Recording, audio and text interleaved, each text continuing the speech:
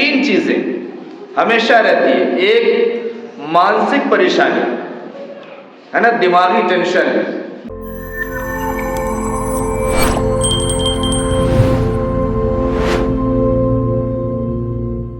دماغی الجھن، ایک سوچ، ایک فکر، کمانا کیسے ہے، کما تو لیا ہے، کھانا کیسے ہے. ہر وقت کچھ نہ کچھ یہ ٹینشن رہتی ہے دنیا میں. دنیا اسی چیز کا نام ہے. اور ان تمام ٹینشن لینے والوں میں ایک ٹینشن لینے والا ایسا ہے جس کے بارے میں اللہ رب العزت نے یہ وعدہ فرمایا ہے. جناب محمد رسول اللہ صلی اللہ علیہ وسلم نے اپنی زبان نبوت سے بیان کر کے بتایا ہے کہ وہ قیامت کے ہولناک دن میں، جس دن ہر کوئی پریشان ہوگا اور اس دن کوئی سایہ نہیں ہوگا سوائے عرش الہی کے، اس عرش کے سائے میں ایک نوجوان ہوگا، ایک شخص ہوگا، ایک قسم کے لوگ ہوں گے جس کو اللہ اس دن اپنے عرش کا سایہ عطا فرمائیں گے. ایک ٹینشن لینے والا وہ بھی ہے. وہ ٹینشن لینے والا کون ہے؟ جس کے قلب، جس کا دل اللہ کی عبادت کی طرف لگا رہتا ہو، اللہ کے پکار کی طرف جس کا دل لگا رہتا ہو. وہ ابھی عبادت کر کے نکلا ہے اور وہ اس ٹینشن میں ہے، اس فکر میں ہے، اس شوق میں ہے اور اس بات کو سوچ رہا ہے کہ ابھی پھر اذان ہونے والی ہے اور ہم پھر مسجد جائیں گے، اور پھر اذان ہو کہ ہم مسجد جائیں، دوسرے کام کو چھوڑیں. ایک عبادت کر کے نکلا ہے اور اب اس کو یہ یاد ہے کہ اب اگلا اللہ کا احکام کیا ہے، اس احکام کو ہمیں پورا کرنا ہے. جو اس طریقے کی ٹینشن لینے والے لوگ ہیں، اللہ کے نبی نے فرمایا کہ یہ لوگ عرش کے سائے میں ہوں گے. ان خوش نصیبوں میں سے ہوں گے جو عرش کے سائے میں ہوں گے. بہرحال ٹینشن دنیا میں ہم لیتے رہتے ہیں اور یہ ہر کسی کو آتی ہے. کوئی غریب ہے وہ بھی اپنے لیول پہ ٹینشن میں، کوئی اس سے بڑا ہے اپنے لیول میں ٹینشن میں، کوئی بہت بڑا ہے وہ اپنے لیول میں ٹینشن ہے. غریب کو اس بات کی ٹینشن ہے چلو آج دہاڑی مل جائے، بس اسے دہاڑی لگ گئی، دن بھر کمایا، 400-500 روپے جو بھی ہوئے، شام کو آرام سے اس پیسے سے اس نے کھانے پینے کی چیزیں لی اور گھر میں کھایا پکایا اور ایک بار اللہ کا نام لیا اور سو گیا. اور جس کے پاس بہت ہے، جس نے اس غریب کو دہاڑی دی ہے، اب اسے رات بھر نیند نہیں آ رہی ہے. اتنی مال و دولت ہے اس کے پاس لیکن اسے نیند نہیں آ رہی ہے. اب وہ پریشان ہے کل کیا ہونا ہے، صبح کیا ہونا ہے، سائٹ پہ کیا ہو رہا ہے، کون سی ریٹ پڑنے والی ہے، کہاں سے کون سی فائل اٹک گئی ہے. اتنا اس کے پاس ہے کہ بڑے کی ٹینشن بڑے لیول پر ہے، اسے نیند بھی نہیں آ رہی ہے. نیند کی گولی کھانے کے باوجود نیند نہیں آ رہی ہے، ڈپریشن کا شکار ہے. اور پیسے دنیا بھر کے لوگ جانتے ہیں کہ یہ پیسے والا ہے، اس سے پوچھو وہ رو رہا ہے. تو اس کی پریشانی اس کے لیول کی ہے. کہتے ہیں کہ فٹ پاتھ پہ سو جاتے ہیں اخبار بچھا کر، اخبار بچھا کے سو جاتے ہیں فٹ پاتھ پہ. مزدور کبھی نیند کی گولی نہیں کھاتا. تو اس کی ٹینشن اپنی ہے کہ 400 روپے 500 روپے کی دہاڑی مل جائے، اور بڑے کی ٹینشن اپنی ہے. تو ایک قسم کی ٹینشن تو یہ ہے. دوسری ہے شاریرک سمسیا. جسم اگر اللہ نے دیا ہے تو اس جسم میں کوئی نہ کوئی عارضہ ہوتا ہے، وہ ہوگا. ہم چلیں گے پھریں گے، کبھی پاؤں میں درد، کبھی سر میں درد، کبھی پیٹ میں درد، کبھی کوئی اور. عمر کے ساتھ پریشانیوں کا آنا اور لگنا یہ ہے، ہر کسی کے ساتھ ہے. یہ ایسا تھوڑی ہے کہ بیماری یہ دیکھ کر کے آتی ہے کہ یہ بہت پیسے والا ہے، یہ تو ہاسپٹل خرید سکتا ہے، چلو اس کے گھر نہیں چلتے. ایسا تھوڑی ہے. اللہ جب مرض دیتا ہے تو دیتا ہے، بیماریاں آتی ہے تو پھر آتی ہے. تو دوسری پریشانی یہ ہے. اور تیسری کا نام ہے پراکرتک سمسیا، موسم کی پریشانی، کلائمیٹ کی پریشانی. یہ ہر کسی کے لیے ہے.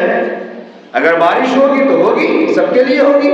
ابھی ٹھنڈک کا موسم ہے تو سب کے لیے ٹھنڈک ہے، گرمی کا موسم ہے تو سب کے لیے گرمی لگنی ہے. تو اب میں پہلے عرض کر چکا ہوں کہ اللہ نے جس کو جتنا نوازا ہے وہ اس اعتبار سے انتظام کرتے ہیں. جس کے پاس نہیں ہے وہ محلے کے 2-4-10 لوگ مل کے کہیں پہ لکڑی میں آگ سینک لیتے ہیں، اور جس کے پاس ہے وہ ہر روم میں اپنی الگ الگ ہیٹر لگا کے بیٹھا ہوا ہے. لیکن ٹھنڈک تو بہرحال ہے اس کے لیے بھی، ایسا تھوڑی ہے کہ نہیں ہے. تو سب کے لیے ہے. اب ان تمام پریشانیوں کے ساتھ، ان تمام 3 حالات کے ساتھ عام طور سے ہر کوئی زندگی کو گزار رہا ہے اور جی رہا ہے.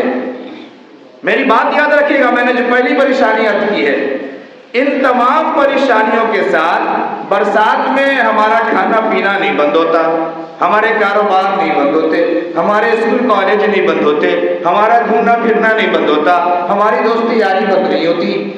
اسی طریقے سے بھی ٹھنڈک کے موسم میں بھی ٹائم سے ہمارا ہر کام ہو رہا ہے، ہر کام کے لیے ہم نے انتظام کر لیا ہے۔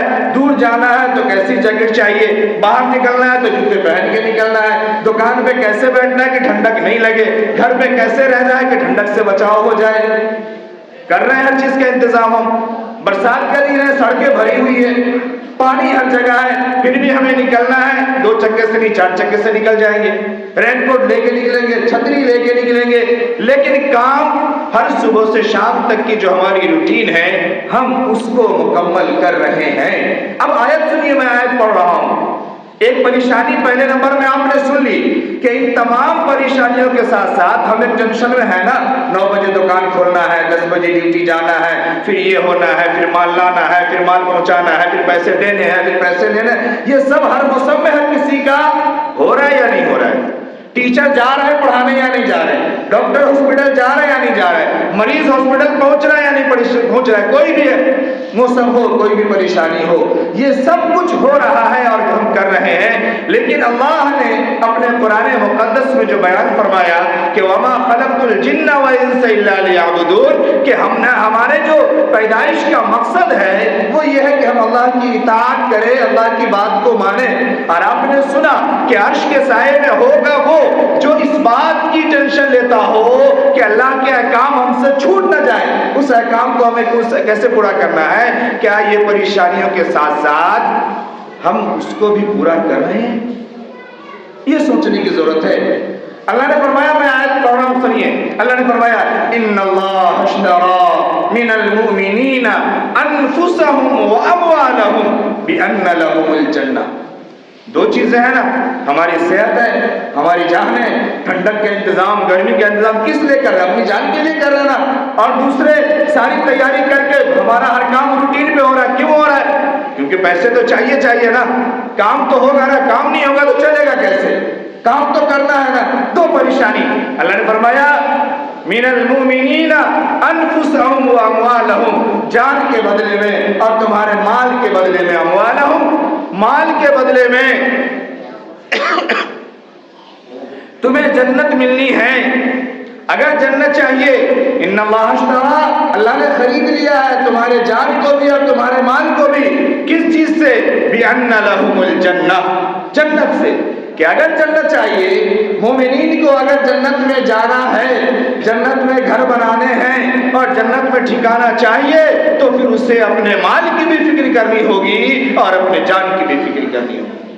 آج ہمیں جان کی بھی فکر ہے، مال کی بھی فکر ہے، لیکن جنت کی کوئی فکر نہیں ہے۔ یہ سمجھیے، اصل یہ بتانے کا مقصد ہے۔ کیا ہم وہ اعمال کر رہے ہیں جان سے اپنی، یا کیا ہم اس جگہ پر اپنے مال کو اور اپنے پیسے کو لگا رہے ہیں جہاں سے جنت ملنی ہے، جہاں سے جنت کے راستے کھلنے ہیں، جہاں سے اللہ کی رضامندی حاصل ہونی ہے؟ کیا ہم یہ کام کر رہے ہیں؟ نہیں کر رہے۔ یہ سمجھنے کی ضرورت ہے، بہت غور سے، بہت دھیان سے۔ یہ جان بھی اپنی نہیں ہے اور یہ مال بھی اپنا نہیں ہے۔ اگر یہ جان اور مال کا استعمال صحیح ہے تو جنت اپنی ہے، اور اگر اس مال اور جان کا استعمال درست نہیں ہے، نہ درست جگہ سے ہم نے حاصل کیا ہے، نہ درست جگہ پر ہم نے لگایا ہے، تو پھر بدلہ جہنم ہے۔ صاف ستھری بات ہے، بالکل سمجھنے کے لیے آسان ہے۔ تو اس لیے ہم سمجھے۔ دوسری ایک بات اور آپ یاد رکھیے، یہی بھی ایک جملہ میں عرض کروں، بہت شارٹ میں بات سمجھیے۔ اللہ رب العزت نے مومن کے ساتھ، ایمان والے کے ساتھ، مسلمان کے ساتھ خاص، میں نے پہلے مومن کہا ہے، یاد رکھیے گا، اور اس کے بعد مسلم بھی۔ مومن جو دل سے مان بھی لے، مسلمان جو کر کے بھی دکھلا دے، یہ کامل ہوتا ہے۔ صرف مان لینا نہیں، صرف مان لینا نہیں۔ آج ہم سب ماننے والے ہیں، کرنے والے نہیں، یاد رکھیے گا۔ اور کرنا ماننا دونوں شرط ہے، تصدیق بالقلب وعمل بالجوارح، تب جا کر کے ہم سچے اور پکے اور کامیاب مومن بنتے ہیں اور کامیاب ہوتے ہیں۔ تو اگر کوئی ہے مومنہ مسلم تو وہ کبھی بھی دو حالتوں سے خالی نہیں ہوتا ہے، کبھی نہیں. یا تو وہ مصیبت میں ہوگا یا راحت میں ہوگا، صحت میں ہوگا یا مرض میں ہوگا، خوشی میں ہوگا یا غم میں ہوگا. بھئی کسی نہ کسی ایک حالت میں ہوگا نا. اللہ نے فرمایا دونوں حالت میں اس کے لیے بھلائی ہے، دونوں حالت میں اس کے لیے خیر ہے. اگر مصیبت میں ہے وہ صبر کرتا ہے، صبر کا بدلہ بھی جنت ہے.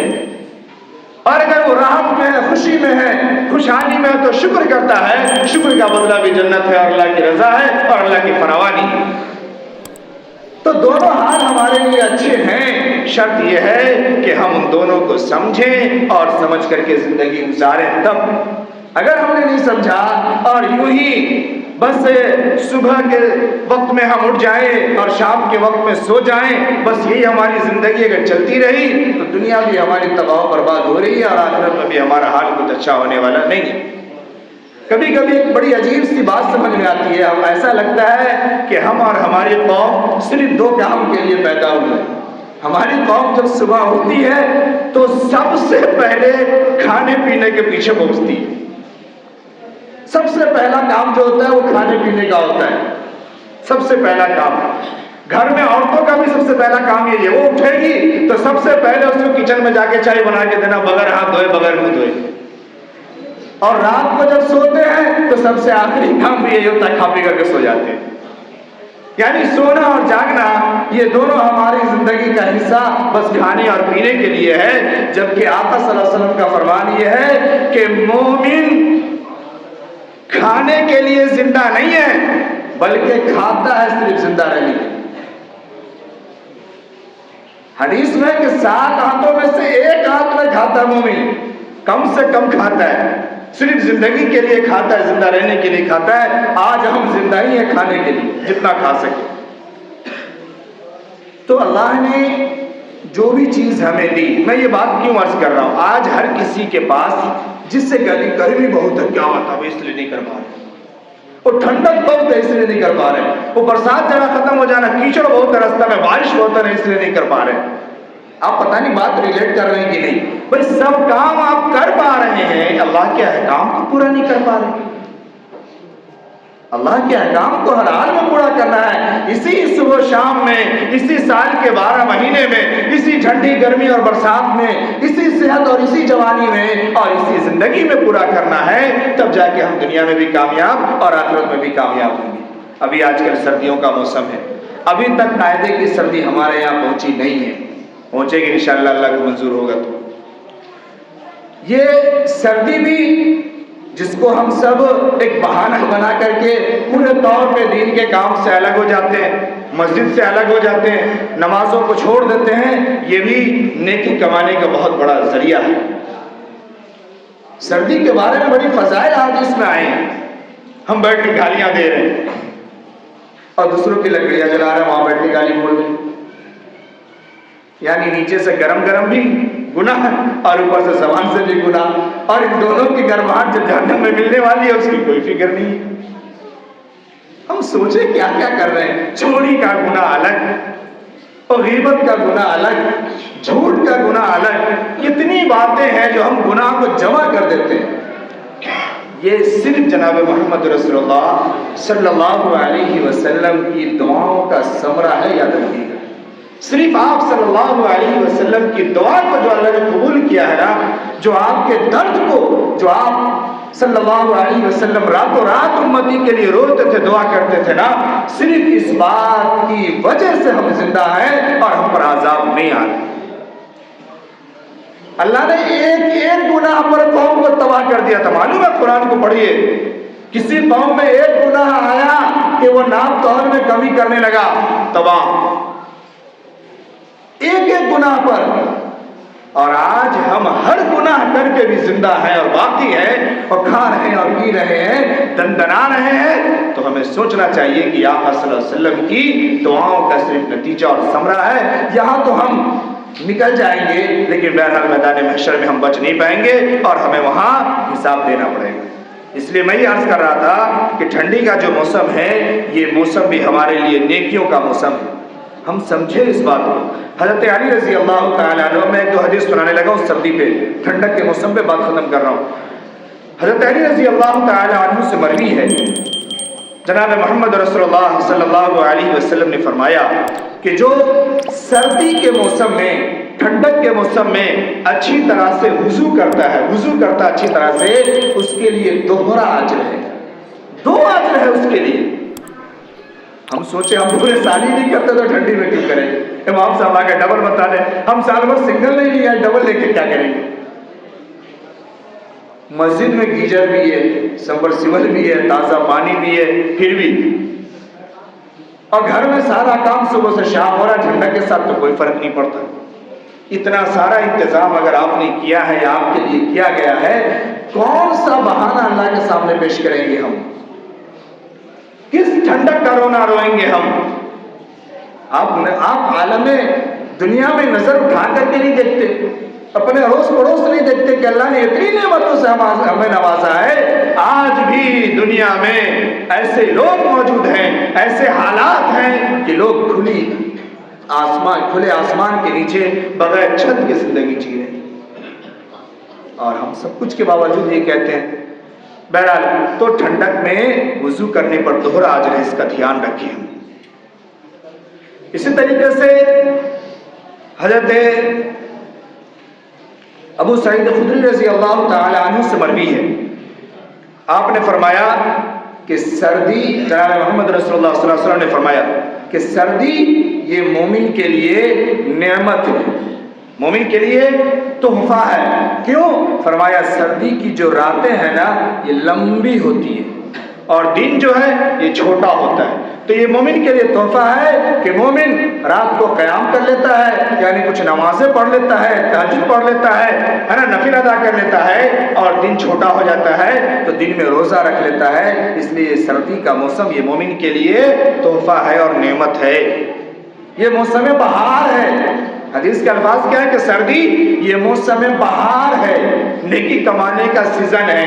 اچھا، ٹھنڈک کے ہی موسم میں ہمارے یہاں الگ الگ جگہوں میں میلہ لگتا ہے، اس میلہ میں جانے کے لیے لوگوں کو ٹھنڈک نہیں لگتی ہے، لیکن اس ٹھنڈک کو جو نیکیوں کا میلہ کہا گیا اس سے ہمیں کوئی فرق نہیں پڑتا. تو ہم اس بات کی فکر کریں. عبداللہ ابن مسعود رضی اللہ تعالی عنہ جو فقہائے صحابہ میں سے ہیں، آپ فرماتے تھے مرحباً بالشتا، مرحباً بالشتا، ٹھنڈی تیرا استقبال ہے، سردی تیرا استقبال ہے. کیوں؟ اسی وجہ سے کہ اس میں عبادات کرنے میں آسانی ہو جاتی تھی اور ہم عبادت کرتے تھے. تو ہمیں دھیان رکھنا چاہیے. 3 کام ایسے ہیں جس کو ایمان کے اعلیٰ نمونے میں سے بتایا، اعلیٰ پہچان میں سے بتایا 3 چیزوں کو. یہ عبداللہ ابن عمر رضی اللہ تعالی عنہ سے مروی ہے. فرمایا سردی کے موسم میں غسل جنابت کا جلدی کرنا. اگر کسی کو غسل کی حاجت ہے جلدی غسل کر لے، ایسے وقت میں غسل کر لے کہ کوئی نہ دیکھے. یہ ایمان کا تقاضا ہے. ہم سب کچھ کر لیتے ہیں، غسل نہیں. جب ہمارے نوجوان کو آپ پکڑ لیجئے، کنوارے کو بھی پکڑ لیجئے، حدیث میں تو جنابت کی بات ہے نا، کنوارے کو کسی کو پکڑ لیجئے، ہم ناپاک ہیں. پتہ نہیں وہ کس چیز کو ناپاکی کہتے ہیں اور ناپاکی سمجھتے ہیں، ناپاکی ہے کیا معنی.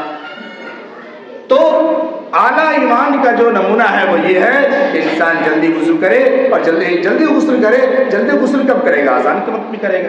یوں بھی ایک اذان کے بعد دوسرے اذان کا وقت اگر ہو جائے اور بندہ غسل نہیں کرتا، ناپاکی کی حالت میں رہتا، تو اس پہ لعنتیں برستی ہیں. یہ تو مشہور باتیں اور مشہور حدیث ہیں، تو ہم اس کو سمجھیں. تو ایک چیز کہ غسل جلدی کرے، دوسرے کہ گرمی کے دن کا روزہ رکھے. اب ہمارے یہاں سردی کے دن کا آ گیا، اس پہ زیادہ بات نہیں. اور تیسرے یہ کہ جہاں کوئی دیکھنے والا نہیں ہو وہاں بھی جب اللہ کی عبادت کا وقت ہو جائے تو بندہ وہاں بھی نماز پڑھے اور نماز ادا کرے. یہ ایمان کے اعلیٰ حصوں میں سے ہے، اعلیٰ نمونے میں سے. اور بھی بہت ساری حدیث اور بہت ساری باتیں ہیں جو انشاءاللہ پھر کبھی ہم بیان کریں گے، پھر عرض کریں گے.